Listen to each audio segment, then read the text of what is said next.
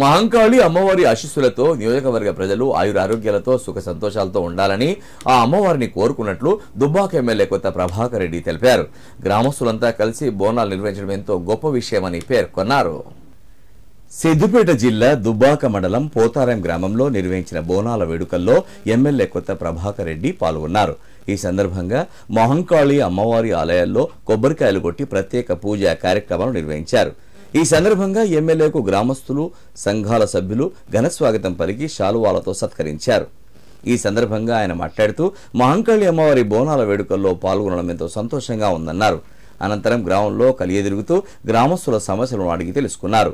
అదేవిధంగా గ్రామానికి చెందిన డోలు దెబ్బ యాదవ సంఘం ఉమ్మడి జిల్లా ఉపాధ్యక్షులు సల్కం మల్లేష్ యాదవ్ గ్రామస్తులకు ఉచితంగా అల్పాహారం దేవాలయం వద్ద అందజేశారు.